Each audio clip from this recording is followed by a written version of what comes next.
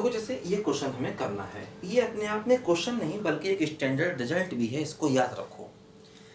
Z1, Z2, Z3 are vertices of an equilateral triangle, then Z1 square plus Z2 square plus Z3 square बराबर Z1 Z2 plus Z2 Z3 plus Z1 Z3, या इसी को ऐसे भी लिख सकते हैं, दोनों सेम चीजें हैं।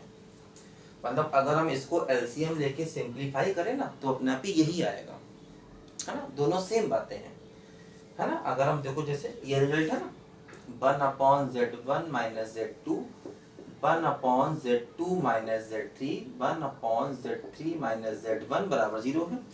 इसको देखो जरा एलसीएम लेके हम सिंप्लीफाई करें, है ना। Z1 minus Z2, Z2 minus Z3 और Z3 माइनस Z1, लो क्या होगा, ये ऊपर पहुंच जाएगा तो हो जाएगा Z2 minus Z3 into Z3 minus Z1, और ये हो गया Z1 minus Z2 into Z3 minus Z1, और देखो ये हो गया Z1 माइनस Z2 और इंटू Z2 माइनस Z3 बराबर 0। क्रॉस मल्टीप्लाई करेंगे सबको 0 हो जाएगा। देखो यहाँ पर क्या बचेगा, ये होगा Z2 Z3 minus Z2 Z1 minus का Z3 स्क्वायर प्लस का Z1 Z3। देखो यहाँ पर क्या बचा, Z1 Z3 minus Z1 square minus Z2 Z3 और प्लस का Z1 Z2। यहाँ देखो क्या होगा, Z1 Z2 Z1 Z3 minus का Z2 स्क्वायर प्लस का Z2 Z3 बराबर 0। देखो अब जैसे यहाँ पर क्या हुआ, Z2 Z3 है और देखो ये माइनस प्लस आपस में कैंसिल, Z1 Z2 है, देखो ये माइनस प्लस आपस में कैंसिल, और देखो यहाँ पर क्या हो रहा है, Z1 Z3 है और देखो ये माइनस प्लस आपस में कैंसिल।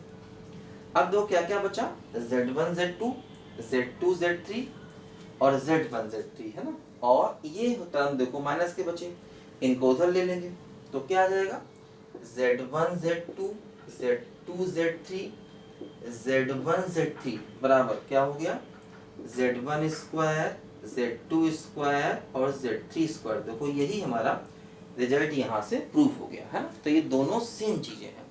एक बात और ध्यान दो, जैसे ऐसा ही रिजल्ट अगर रियल नंबर में होता था, जैसे मान लो ऐसे हो a square B square C square plus A B plus B C plus सी।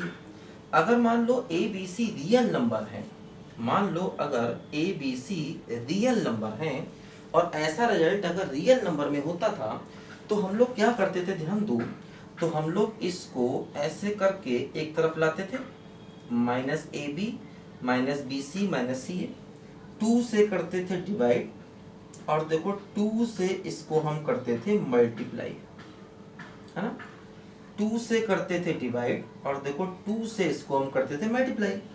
फिर देखो क्या होता था, यहाँ पर हो जाता था A square plus B square minus 2ab, फिर देखो हो जाता था B square plus C square minus 2ac, plus हो जाता था C square plus A square minus 2ac बराबर 0। तो देखो इससे क्या होता था, यहाँ पर ध्यान दो, ये 1/2 तो क्रॉस मल्टीप्लाई होगा 0 हो जाएगा।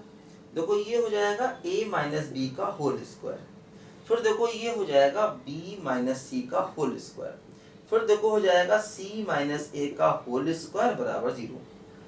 अब देखो जैसे क्या होता है, ये रियल नंबर के स्क्वायर्स का सम है।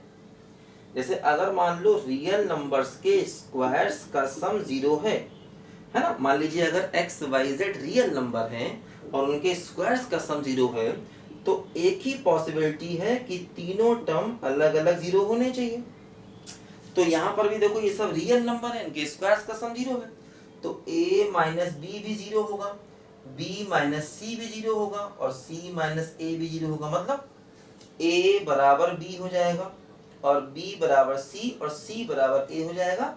तो यहाँ से हम कह सकते हैं a बराबर b बराबर c हो जाएगा। ध्यान दो, अगर a b c real number, लेकिन ध्यान दो अगर मान लीजिए एक्स वाई जेड इमेजनरी है, जैसे मान लो हमने x square y square z square बराबर 0 लिया, अगर मैं x को 1 ले लूं, y को आयोटा ले लूं और z को 0 ले लूं, तब भी देखो ये रिजल्ट अपने आप ट्रू हो जाएगा।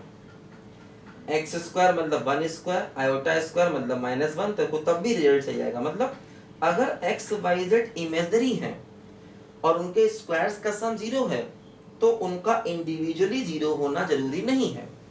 लेकिन अगर एक्स वाई जेड रियल हैं और उनके स्क्वायर्स का सम 0 है तो उनका इंडिविजुअली 0 होना जरूरी है। दोनों बातों में फर्क है। यहाँ पर एक्स वाई जेड रियल हैं और उनके स्क्वायर्स का सम 0 है तो एक्स वाई जेड 0 होने चाहिए। यहाँ पर देखो एक्स वाई जेड अगर इमेजनरी है और उनके स्क्वायर्स का सम 0 है तो उनका इंडिविजुअली 0 होना जरूरी नहीं है। तो अगर ऐसा ही रिजल्ट रियल नंबर में होता तो हम डायरेक्ट कह सकते थे कि a बराबर b बराबर c होगा, अगर ऐसा रिजल्ट रियल नंबर में होता। लेकिन यहाँ पर जो रिजल्ट है एक्चुअली कॉम्प्लेक्स नंबर में है, तो आप ये मत कह देना कि z1 बराबर z2 बराबर z3 होगा, क्योंकि z1 z2 z3 अगर कॉम्प्लेक्स हैं तो वो इमेजनरी भी हो सकते हैं। इसीलिए इस रिजल्ट को देखकर हम ये बिल्कुल नहीं कह सकते हैं कि z1 बराबर z2 बराबर z3 होगा। हाँ, अगर ऐसा ही रिजल्ट रियल नंबर में होता तो हम डायरेक्ट कह सकते थे कि a बराबर b बराबर c होगा। ये दोनों बातों में अंतर है, ध्यान देना जरा, ठीक है। तो क्योंकि ये टर्म देखो बहुत जगह पर हमको दिखाई देता है मैथमेटिक्स में, और जब भी दिखाई देगा वो रियल नंबर में दिखाई देगा, और हम हर जगह ऐसा कर लेते हैं। लेकिन यहाँ पर यही रिजल्ट हमारा कॉम्प्लेक्स नंबर में है। तो देखो ध्यान देना, पहली बात तो ये दोनों चीजें सेम है, हमने प्रूव किया। दूसरी बात, इसको देखते ही ये मत कह देना कि z1 बराबर z2 बराबर z3। अब तीसरी बात, ये कैसे आया ये अब हम देखते हैं कि भाई अगर z1 z2 z3 equilateral triangle के वर्टिसेस हैं तो ये कैसे आया, इसको अभी हम देखते हैं। इसको लिखो जरा बच्चों ध्यान से पहले।